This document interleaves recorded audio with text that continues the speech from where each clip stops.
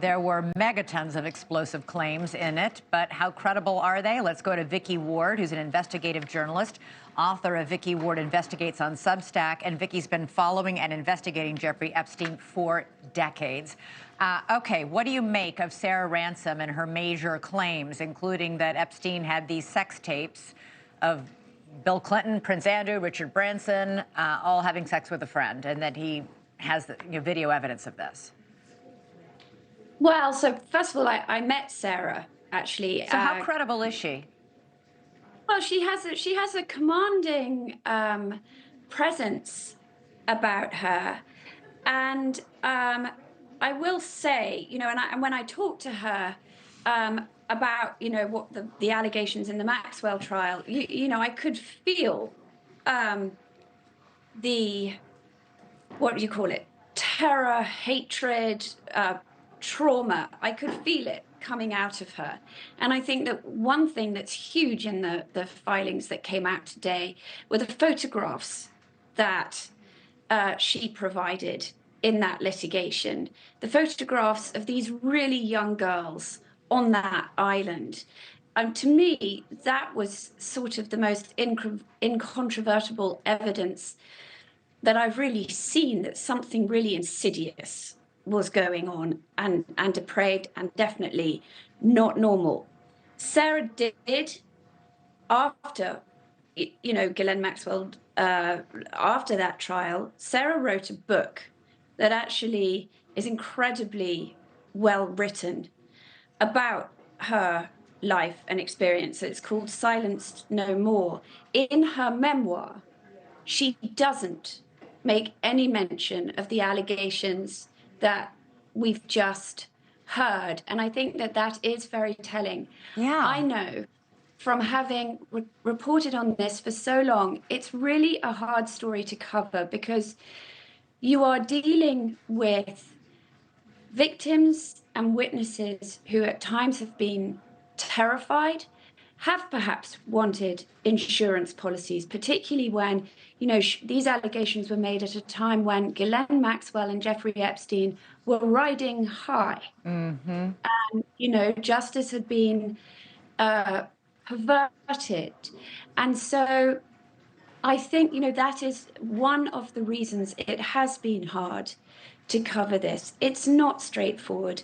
People's memories are sometimes off, particularly when when they've been through incredible trauma. We heard a lot about this in Ghislaine Maxwell's trial, and that is why I think it's so hard to sort the wheat from the chaff. Right. I do think, listen, all the men that are listed in today's document dump, all of them, Bill Clinton, Prince Andrew, Donald Trump, Richard Branson, they have all said this is categorically false. How troublesome is it that Sarah Ransom herself, as you said, didn't put these in her own book and backed off of some of these claims later in emails?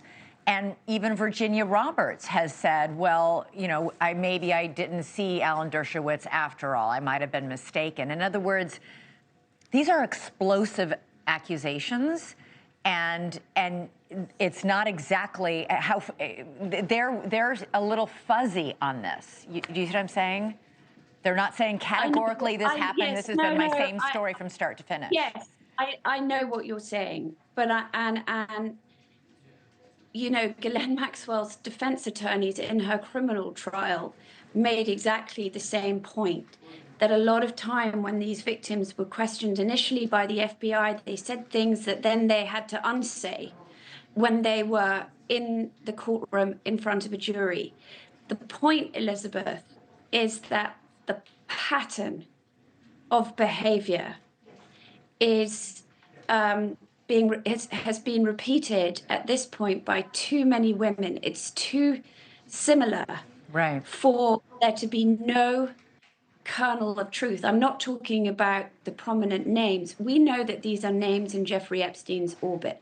We know that names that Jeffrey Epstein and Ghislaine Maxwell threw around. We also know that Jeffrey Epstein and Ghislaine Maxwell were economical with the truth, to put it mildly, and they used these powerful people as camouflage and they sort of weaponized their connections with them. Right. I think the point is something deeply insidious clearly went on, which is again why I point to these pictures, because when you see these young girls all on that island, it's really that is beyond. I don't think anybody argues with that, Vicky. I think it's these claims today that Hillary Clinton sent the Secret Service to pay off and silence these girls.